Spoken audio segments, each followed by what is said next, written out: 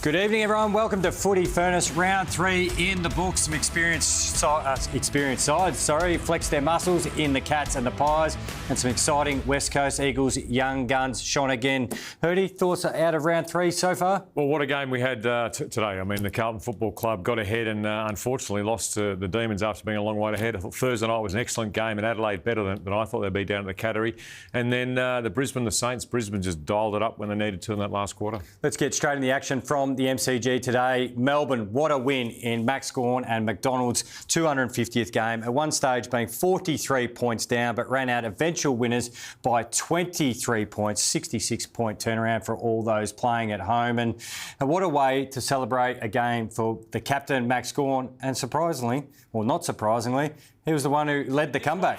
Yeah, he was. I mean, in that last quarter, his influential work around the stoppage was great. But Carlton started sensational. I mean, their first quarter was absolutely fantastic. The way they moved the ball up and down the ground and really made holes in the Melbourne defence to give Paddy Cripps that first goal there to get them in front at the start of the game. But I love the way Carlton took the game on and moved the ball, particularly in that first quarter. But you could just tell halfway through the second quarter, the game started to come back to Melbourne. They started to win more around the contest. The game closed up a bit, and Carlton again went more straight line with the ball. And I think, you know, everyone's been talking about if you can get Carlton, if you can beat them around the contest, to go even around the contest, get them to go straight line with the ball, you can come back. And Melbourne then got the game on their terms, with players behind the ball, tackling like this and kicking the goals that need to be kicked. Some big numbers out of this game. Sam Walsh, leading possession getter for the Blues. He's had 30 plus, but Jack Steele, 23 touches with 15 tackles. Bailey Fritsch, 4 second-half goals. Sparrow just got underneath Carlton's guard, being the high half forward pushing on ball, 29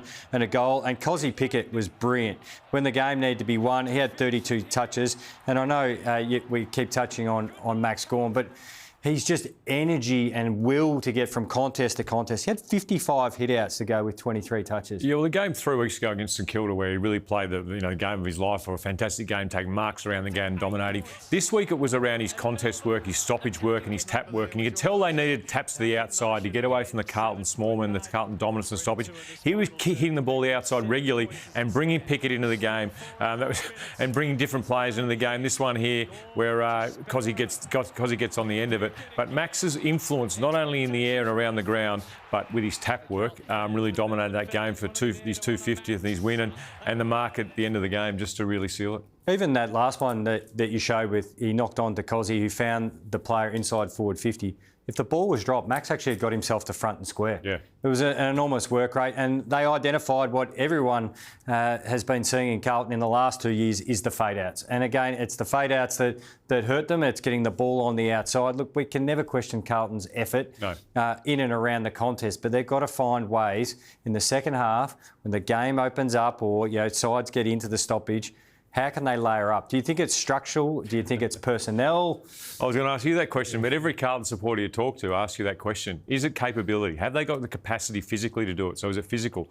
Is it the way that the game plan's structured? Is it too hard for them around the inside? Or do they have the skill level? In the first quarter, I saw them have the skill level. I saw them be able to take the ball off the line and use it. I just think they freeze up. When the game gets a bit closer, all the memories come back. They go too straight down the line. And there's no doubt there are other sides that have better capability and capacity on the outside to run, which Carlton didn't have this week. Yeah, probably I'd look at structure, because the personnel you can't change right now. So what would you change in the structure? Look, this is just me without going complete deep dive and looking at every single stoppage of Carlton for the last 2 years. But normally the ways to cover yourself on the outside is how you set up your stoppage, or the way you position your half forwards, or the high half forward role. And you can get a little bit of cover. Think how Geelong do it. So, Manor and Close and Brian Myers as well. They get up really high and they almost provide that outside cover which allows the mids to go to work. Hawthorn do that, so where Newcombe and Ward can just go to work and then they save all their energy up to really be powerful. Not saying they don't get involved in transition, but they get a lot of help from the Wizard Watson and Guinea, but then also Impey and Amon from behind. So maybe they need to look at the way they structure up with that outside bubble. It's a great point, because if we can show those stoppages again, and we just show Max hitting the outside again, I'm not sure, Luke, if we can pull that up, but if we can show it in the way that Max was hitting the outside to get away from the centre bounce is probably not a great example, but the next one you'll see, those taps are hit away from that small inside mids of Carlton to the outside of the Melbourne players, and that's what you're talking about, isn't it? There isn't enough protection just to the outside of that first layer of Carlton midfielders, who are excellent. I mean, you've got obviously Walsh, you've got the captain and Cripps, you've got Smith, you've got fantastic players in there. But what Carlton don't have is that next layer outside. Yeah. So I think you're exactly right. If you can get it to the outside against Carlton, they really struggle. Well, you and I both learnt, the Bible of football from Bomber Thompson, A1, D1, D2, and all that sort of stuff. I think they take care of the A1 and D1, which is, the size of our desk here. And it's that decision making. It's the next level, which is the A2 and D2. So for people who are listening, that's actually when someone is contesting the ball, where do you position yourself? That might be a teammate or opposition. Am I getting in a position to receive, or am I closing out, the first receiver? So a bit of that stuff needs addressing, I think. And what they didn't do, once the game started to turn, the contest, when they had to attack from defence, they lost I suppose, they just stopped seeing it through with the short 45s of moving the ground and then going down the line. And who was down the line? Max was down the line, because Pitnet was pretty much tagging him. So Max knew he could pretty much just straight line between the ball and the goal, so that every time Carlton got it, might not be Max who intercepts it, but then one of the defenders can lay off and they've got an outnumber when the ball hits the ground. Plenty of energy and excitement around the Demons, which I haven't heard too many Melbourne supporters, and I know they are forever grateful. So not diminishing their career at the Demons, but May Oliver Petrarca, it hasn't really been a discussion in the early rounds. Not yet, and it won't be. I think the great thing for Stephen King is a win like this, because what it does, we were talking before it came on air, it actually reinforces his message no matter what as the season goes on. Because they'll lose some games, things won't go right, they have quarters which don't go well, and the players looking to the coach, is what you're selling what we want? And wins like that, he can keep pointing back, just keep doing what we're... come to the game plan, keep coming back the ball, keep using the ball off the line, keep defending the way we want, and we will be able to get our way back into games. Let's go to North Melbourne and the Bombers. There was always going to be storylines out of this game, but I don't think we expected, even though North Melbourne got the win, I don't think the big storyline we all expected was talking about Tristan Xerri and trying to wipe blood on the Essendon captain McGrath. It was pretty fiery at times, this game. Big Xerri got put down behind the ball. He's got a bit of a bloody honker there, and there's a bit of back and forth here. He's like, look, see, I've got a blood nose. That's why I've been staying down.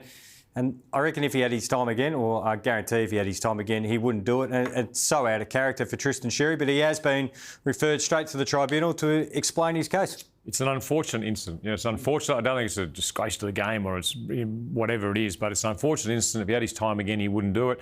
It's not a great look. It's probably going to end up being 2 or 3 weeks, I'd imagine. There'll be definitely a suspension in line, and he's just going to have to cop it. But when the red mist goes through your eyes and you get hit in the nose, it's pretty hard to make good decisions. Which gets everyone thinking, do we have any precedence on this? And they immediately think back to Nathan Buckley and the big red fire truck, Cameron Ling, who had the job on Nathan Buckley. There was a blood rule. He wanted Lingy to come off and he wiped his blood on Cameron Ling. That was a 1-game suspension, but you can't look back 25 years and compare the pair, can you? No, and he wiped it on his jumper too, not on his face. I think there's a little bit of difference there. And 20 years ago, the precedent, what the penalty will be very different. The game has changed. You're allowed to probably bump back then in that day and age, were you? You were. Yes. You were allowed to bump back there. Hey, Ruse, great response after giving up one over there in the West. Yeah, it was. And I think, their players, I think O'Sullivan did a really good job on Zach Merritt, Parker, McKercher, Sheasel, all good players. And I just thought that North Melbourne handled the occasion better, and when the game was there to be won, used the ball and really tried to open up Essendon's defence. And we all know that Essendon are really struggling to stop marks in the game, but North Melbourne played that way, and the score looked closer than what it was at the end of the game, but the way North Melbourne used their numbers, absorbed the Essendon players and kicked their way through it, really won them the game. Yeah, there's some people out there giving Essendon a pass, Mark. I haven't. They kicked some goals late, yes, they kept fighting it out and there was a lot more energy and effort, but they still have the same issue. First game, 155 marks against. Second game, 150 marks against, and they've improved out of sight. Gave up 138 marks. So if you want to put them against all-time numbers against Essendon, that's number 1, number 2 and number 7. Yeah, it's not good. It's not good. They need to work out a way to stop the other side's marking the ball. Yep. Well, let's talk about Finn O'Sullivan. You highlight him. He got given the job on Zach Merritt. And the thing I loved about this game, Hirdy, he didn't just run around, backpack him. He went and tried to win the footy and had a really impactful game with ball, but also took care of his direct opponent in Zach Merritt. Yeah, he did. And Zach Merritt's been Essendon's best player for a long time, won 6 best and fairest, and really carried the team for a long, long time. And you're allowed to have a down game, but I thought Finn O'Sullivan, the way he played, was professional. And when you're tagging, I mean, you've played on taggers who just worry about you and don't worry about getting the ball, but when they're tagging, they keep you to 8 and they get the ball themselves. It really upsets you as the attacking player. Now, I don't know whether you want to turn away for this next bit, Hirdy. I saw Jules in the hallway just before, and he said, "Look, this is going to hurt Hirdy because he's going to have a look at the Bombers and the fixture, and where Julian thinks for Foxcatcher Insights, which is powered by PointsBet, where they could potentially get their first win." Yeah, Jimmy, look, the numbers around Essendon are very, very concerning. As you mentioned about those uncontested marks, like triple figures for those 3 weeks, it is a big, big concern. So what we thought at PointsBet is, well, when's their next win going to come? So I think a lot of supporters would think probably when Hirdy was actually playing was the last time they won. You look at this and you go, where is it going to come from? And you go, possibly Melbourne, round 5. Possibly, but then you've got a big break and you see, look, they don't play in round 15. That's against the bye, but I've got the bye favourite against the Bombers there, so that's a concern. I think if you wanted to play in this sort of space, round 24, it's a long way away, Essendon supporters, I'm concerned, but 100-1 against Port Adelaide. You'll be at home. Port probably can't make the top 10 and you might be able to get a win. The numbers suggest you have to win one at some stage, but I'm looking 100-1. Port Adelaide might be your best hope. What's gambling really costing you? For free and confidential support, call the number on the screen or visit the website. Welcome back to Footy Furnace. They felt hurtful. Yeah, that's downright bullying, Jules. And if you don't stop it, I'm going to reveal where you get your suntan from. Because you're looking more and more tanned every week. That's all I'll say. Jeez, shots have been fired. West Coast Eagles chalk up back-to-back wins. Great for the Eagles. There's some energy and excitement. They're fun to watch. And again, they gave up another nearly 5-goal lead, 29-point lead Port Adelaide had early in this game. But the young, energetic Eagles just kept boxing on in this one. You think Lindsay, you think Cooper Duff-Tyler still showed some things. Yep. Dersma and Harley Reid look like they're really enjoying playing their footy together. Obviously played a fair bit of underage stuff with each other. But it was Port Adelaide who jumped out to a really quick one. We thought maybe the Eagles would be a bit flat, the early start and then coming off the back of a win for a young side, but showed a fair bit of resilience here, the Eagles. Well, Port Adelaide flogged West Coast about 6 weeks ago in a practice game over there, and it looked like West Coast were going through another year of no wins, and it was how far. But at the moment, this is a totally different West Coast team. What we're seeing, the young kids are playing with energy, they're playing with passion, supported by Tim Kelly. I thought played really well today. I thought Shanahan as well had another good game with his aerial game. But Harley Reid and Dersby are right together. The 2 number 1 picks just feel like, all right, feel like for Harley Reid's a bit of freedom now. I mean, that sort of, it didn't lead to a goal or anything, but that sort of guile and that sort of athleticism and the way he's handling the game, and Harley Reid and Dersby, the 2 number 1 picks, can be a very hard combination to stop in years to come. Yep, injury concern as well for Sava Radaglia and the Port. Into the Hyundai Go Big moment, we coined him the W-Tram. Well, before we do that, we've got some quarter 4 moments because this game was broken down into the first 3 quarters. But the Eagles here, bit of push and shove. There's nothing in that. But I love the way those 2 went at it though. Like two big bulls. Can you imagine those 2 taking a backward step? No. But they keep energy on the game, and that's the thing about West Coast. And I heard you talk off air. Excuse me, Hirdy, that with the Demons, you need these wins to keep selling home. Yeah, you do. For Macquarie, that's a really important win, just to actually see the way they go at it, Ken Putters and Harley Reid just going at it. But as a coach, you need these sort of wins just to actually get the belief from the team in what you're doing. I mean, you can imagine players looking at Macquarie, 3/4 of the way through last year. They've won 1 game in 2 years. You're sure this is what we're doing? You're not sure. But a win on the road against a team that had a very good win the week before when they beat Essendon Port Adelaide just gives them that confidence. And I think that you'll see West Coast have a better year with more wins like this, because you can see some hope now. Well, I mentioned the Hyundai Go Big moment, and it is the W-Tram because of the big mullet and comes steaming out of full forward. No, we don't have the footage up yet. It's coming in still. But Job Shannon, Yeah, you want to I mean, highlight. just the way he's going about his marking and going for his marks, I think is fantastic. I think he's the Norwich Rising Star, the NAB Rising Star last year, and this week, the way he's going about his marks. I mean, that just shows great sight at the highest point, not easy to take, courageous in the air, and I think he went pick 30 in the draft. So it's late for a guy who's 6'4", athletic, can mark, and showed some promise. Some promise at VFL level, on the Bombers list or on the Bombers late before he got drafted. Collingwood took on the Giants on Friday night. And, Hirdy, I want to just start, obviously, the Pies were well organised right from the jump. And I heard Adam Kingsley talk about we don't have a personnel problem. So he's saying, don't worry about all the injuries out. We're just not playing good enough footy and we're not playing to structures. And I touched on this. Stoppage is a great way to work out how switched on you are. And if you're going to keep playing Kieran Briggs, who I think is out of form, stop setting up like he's going to win the ruck work really early. And so I just grabbed a couple of centre bounces. And this is, again, attention to detail and just knowing what you're working with. And when Kieran Briggs wins the ruck, it becomes a soft drop. Steen and other ruckmen, they're big and they're tall and they can jump over him.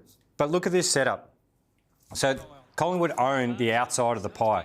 Where do you think a dominant ruckman and where you're going to eventually get is on the outside? The Giants are still playing their centre bounces like Briggs is going to get a clear hit out. He's not going to win clear ones because he doesn't have the height to do it. He's going to clatter in and it's going to be a soft drop. So what they're doing here is they're all just sort of standing side by side. They actually need to get behind their direct opponent and shove them in so they get underneath Big Kieran's feet.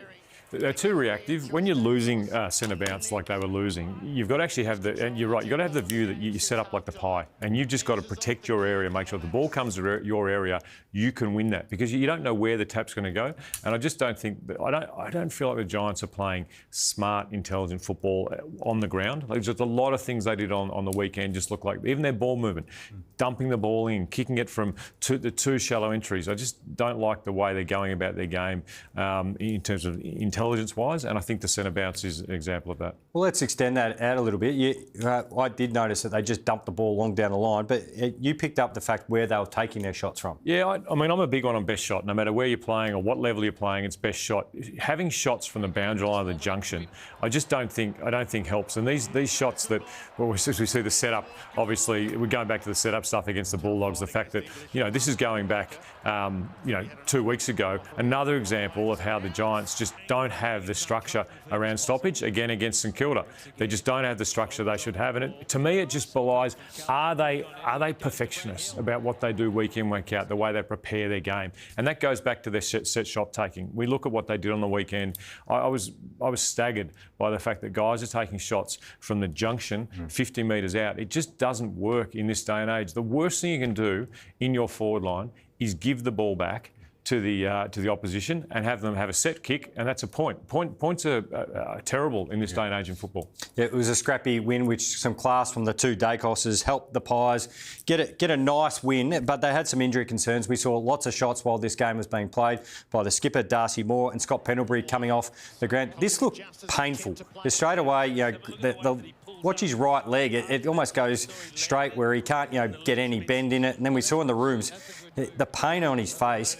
He managed to return and play out the rest of the game, which was quite incredible. When we saw this up in the commentary box, we thought that's him done for the night. But his first kick had that same sort of feeling.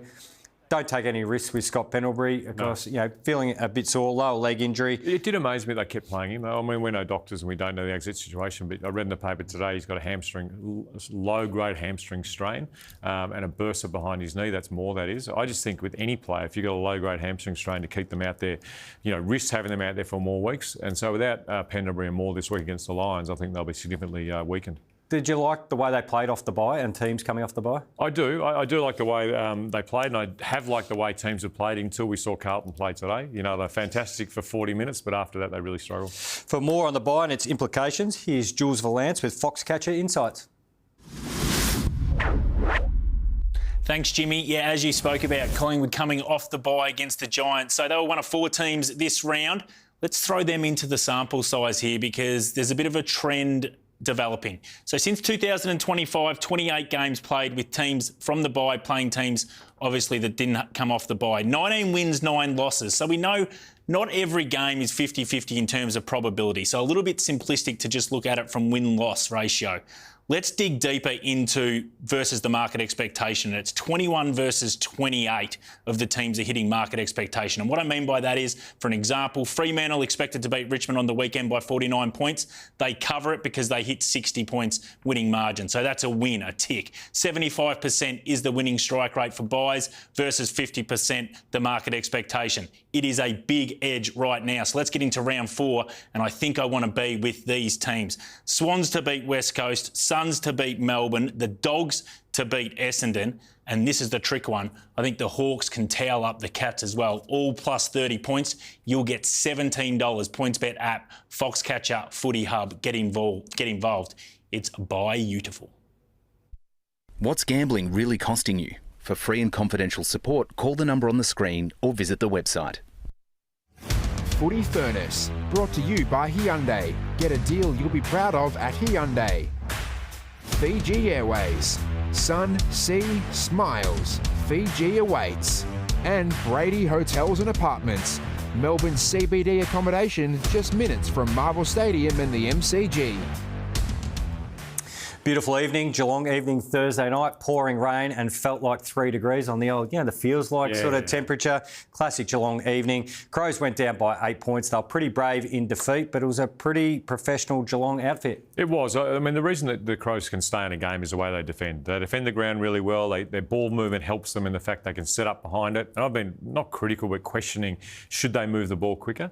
And I suppose in a game like that in Geelong, with the wind and the rain, you were sort of hampered by the way you're going to move the ball. But I just love the way that Geelong continually get a +1, and then the way they kept evening up, sending one behind the ball, and then Adelaide tried to even up. But I think those two teams will be there and around abouts in September, and it was a quality game of football. Yeah, you mentioned building the footy up from the Crows, and we've spoken about it. We feel like they're halfway there, so they're actually trying to get the ball in and out of hand. But we showed some edits last week on Footy Furnace. It's just, you've got to still make the ground big to actually then punish and take territory. Yeah, definitely. I think you can't have, you've got a game style, you've got your strategy, and Adelaide are very much a defensive, football team in the way they want to play the game. But you still got to be able to score and take the game on when there's opportunities. And so when you have the ball in hand, making the ground bigger and then hitting those kicks is still important. Geelong can close out games better than most. We talk about Collingwood and how smart they are as well, but Geelong, their last 10 minutes, handled it better than Adelaide? Yeah, I think just by evening up, evening up. And I think Adelaide tried to even up, Adelaide evening up when Geelong tried to get the spare behind the ball, putting Cameron behind the ball.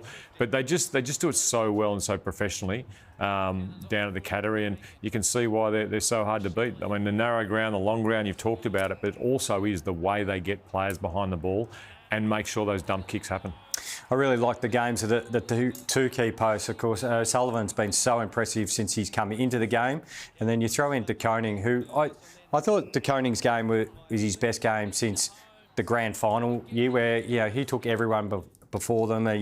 Whatever key forward he'd actually beat. But I thought his game on Thilthorpe was excellent. We know Thilthorpe is a star of the game and still can have impact. But O'Sullivan was really good. They marked the football. They got their decision-making right as far as when to just drop off and help their teammate, when to mark. Look at the rain coming in sideways, and they both had fantastic hands. The yellow footy is slippery of an evening, so the trust they had on their decision-making, but then they joined in an attack. Both of them got up the ground, they didn't live back, and as you mentioned, last 10 minutes, they identified, all right, we've got enough numbers, in front of the footy. Just take that extra 10, 20 metres off, and those two had magnificent games. Yeah, they did, and it helps when you've got that pressure on the ball up the ground too, that you can actually make the decision and read the play rather than be reactive to what the Adelaide players were doing.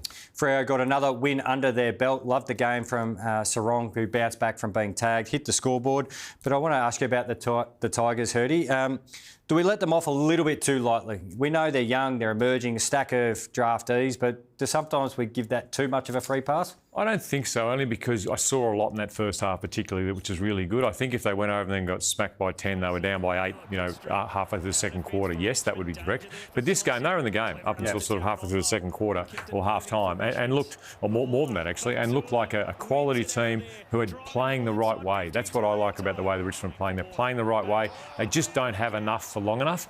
But I love the game of, Tim Taranto. I love the way that their leaders, their older players and the younger players, joined in just not for long enough. But no, I don't think we're too easy on them. I think they're doing a great job and they're building to be a very good team. And the thing I loved, you showed it there, was Taranto going back and resting forward. He could do that all through his younger football days, of course, at the Giants, but even as an underage footballer, he had some serious weapons as being the full forward. When you rest the midfielder forward, he can actually mark and win one-on-ones. And what that allows to is you put some younger blokes around the stoppage and you expose them. But Freo's ball movement, we keep asking for it to have speed on the game, and that was back on show. But if you've got a target like Josh Tracy, go as fast as you want. His work he does before the ball comes in is a guy who's probably, it seems like he's played 200 games. We forget he hasn't, I don't think he's gone through the 100-game barrier just yet, but he's just got some maturity, some physical maturity, and he's a genuine focal point. I think every young, tall key forward should watch the way he goes about his game off the ball. Not necessarily when he's going at the ball. It's strong, it's hard, he's tough, and he takes the marks, or he takes someone with him, or he brings it to the ground. But watch him behind the goals and off the ball. The amount of work he does to get separation, or block, or lead. It's no accident that he gets the separation he does because of the work he does off the ball. I thought Josh Kennedy at West Coast was one of the best players I've ever seen at doing work off the ball. 2, 3, 4, push, lead, back he goes, angles. But Josh Tracy is doing it almost to that level. Both those players, and then you even throw in Jack Gunston, who we've highlighted in recent weeks. You've got to go to the footy to actually really appreciate it. We kind of see the end result. That's another open mark. But yeah, you're right. The amount of work they do, call it off camera, is extraordinary. For more on Fremantle and their sizzling start, let's head to Julian Valance with Foxcatcher Insights.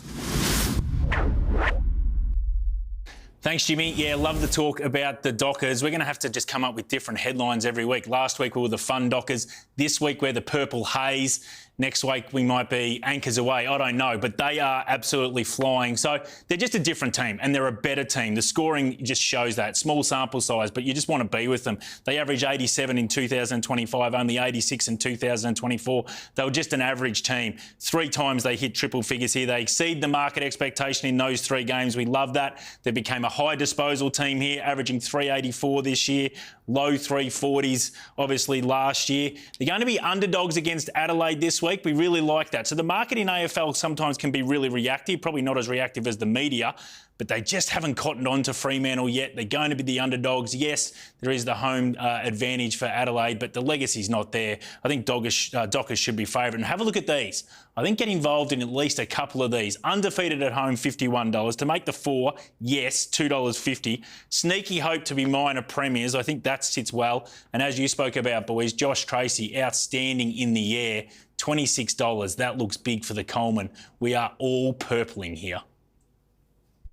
What's gambling really costing you? For free and confidential support, call the number on the screen or visit the website.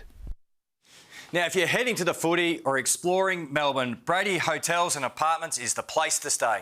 It is, Jim, offering great value across 4 CBD locations, all within walking distance of the MCG and Marvel Stadium. Flinders Street and Hardware Lane feature spacious apartment-style stays, while Central Melbourne and Jones Lane put you right in the heart of the action. Family and friends can enjoy Melbourne their way. Some head to the footy, while others explore the city's best dining, shopping and attractions, all while getting excellent value for their stay.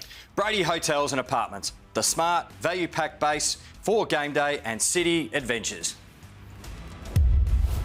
Well, St Kilda took on Brisbane under the lid at Marvel Stadium. There was a bit of spite in this game leading up to more of the off-field banter between the big dogs and the big wigs, and Saints got off to a really good start. I thought, Hirdy, they had their defensive structures in place. I thought Jack Silvani looked really comfortable behind the footy. We thought, oh, hang on, here we go. They might cause a bit of an upset, even though the Lions have had a lot of injuries. But then they clicked into gear, the Lions. Yeah, Will Ashcroft, Lachie Neale just clicked into gear and took over in that last quarter. It was a really good performance by St Kilda for 3 quarters, but when you're up against the best, it's very, very difficult. And I love the way that Ashcroft and Neale just took over and put the foot down and blew that game out of the water in that last quarter. Some sharp coaching from the Brisbane Lions coaching box. They obviously had the tag going with Nasiah Wanganeen-Malera. They dropped that. They released some players, and probably I think they're starting to click into groove. I think with their speed of footy, the thing with Brisbane, they can play slow, they can play fast, and that's why they've been the dominant side, especially on grand final day the last 2 years. I think they got the balance right, in particular in the last quarter. Sometimes you can fall in the trap of just playing one mode and one method, and I reckon in the early rounds, maybe it was because of personnel. They were just trying to kick their way through it, but I reckon they got the sense, well, when there's an opportunity to go quick and play on or just take the territory and distance, that's when their forwards who are so dangerous, got their tail up and they're very difficult to stop. Well, the whole side's difficult to stop. I mean, to win that game with that many injuries just shows the level of depth and of belief they have. And also when, 5 minutes in that last quarter, you thought, well, this is looking dodgy for the Brisbane Lions. But I think the belief in that team, in each other and in the way they play, whether it's slow, whether it's fast, you're right, is going to be very hard to beat. Well, dealing with injuries is nothing new for the Brisbane Lions. We actually saw Link McCarthy and Kitty Coleman out there for them, who'd missed a lot of footy in the last couple of years. But unfortunately, another one of their soldiers gone down. And in the area of the ground where they've got quite a few out, Darcy Gardner, he's got an ACL joint, which he's going to miss quite a considerable amount of footy. Still one more game before Harris Andrews comes back. But knowing the Lions, they'll pluck somebody out of the VFL and someone on their way to the game and they'll play brilliant footy. They played Ty Gallop back a fair bit, of course. Yep. Won a premiership as a young fella, in the key forward spot. So they've got a bit of flexibility there. When you're dominating the midfield, the middle of the ground, you can actually throw your forwards to the back and back to forwards because the ball doesn't come down as quick to the back line as it normally does with other teams. Got a feeling this might be commonplace. Alex Taru is once again our high flyer thanks to Fiji Airways. Well, Taru is going to get to Fiji pretty quickly with these sort of hangers. I said this the other week, Hirdy. The springs, he goes straight up. Yeah, he does. It's not a long wind up. I've got to come from 5-10 metres. That's 2 steps and he's sitting on someone's head. And graceful, and the way they land, it just lands perfectly. You know, blokes sometimes land awkwardly. Love the way he lands on 2 feet. Yeah, and a concussion, unfortunately, for Noah's Answorth. Fiji Airways is full-service airline. Meals, drinks and in-flight entertainment are included on every fare, so we'll make the most of that when they send us over there to do Footy Furnace, Hirdy. Thank you, Fiji Airways, and we'll take you even more when Hirdy and I get there. The Saints next 4, Port Adelaide, West Coast, Carlton. Out of that 4, what's a passable... West Coast, Carlton. Yeah, Port Adelaide. Yep. Let's go through them. Port Adelaide, they'd be favourites. They'll win that one. Adelaide. No. West Coast. Yes. Carlton. They'll lose this first half, win the second half, and hopefully they'll be in front for the Saints. I think they can win 3 out of those 4, and they need to. They need to if they want to be a top 8 contender. 3-1 is not a bad block of footy for the Saints. Time for the early check-in. Thanks to Brady Hotels. The early check-in this week for Brady Hotels. The raging debate, which bores me to tears every year. I don't like this debate. It makes my eyes roll back. Grand final start time. Well, there's no point debating it because they're having a day grand final, aren't they? It's locked in for the next 2 years at 2:30. So we can debate as much as we like. We can say we like a twilight or night time. But I think the AFL is listening to the core fan. The core fan who traditionalist, who wants the day grand final that starts at 2:10, 2:30, and that's what we're having for the next 2 years. We got the VCR working, all thanks to Hyundai. Jake Waterman is our Hyundai feel-good moment. He was magnificent today. We mentioned a lot of the young players, but you need the senior players to come on board. Kicking 4 goals. He's so quick off the mark, Jake Waterman, and he puts his head in the hole when he needs to roll back behind the footy as well, because he can do that late in quarters, but that's a thumping finish. That's a big kick. That's what's that gone? 65? Yeah, and then once you get to about 40 years of age, it goes to 75 metres. It's one of those kicks, but he can find space. He's got some great craft inside forward 50, and we've spoken about guys. If you're not 195 and hulking, you've got to find ways to shift angles, lead across 50, and he had a brilliant game for the Eagles. He absolutely did, and you're right, just the work he does off the ball. But we're talking about best shot and players who take a shot from unrealistic place on the ground. Well, there's nothing unrealistic about where he takes his shots from. You're going to be back on Footy Classifieds on Tuesday night. I'll be on Footy Classified tomorrow night, led by Sam McClure, Damien Barrett and Matthew Lloyd. But as we close the show, our condolences to the Digby family. All their footy shows relied on Terry Digby, who unfortunately passed away, and our thoughts are with the great man.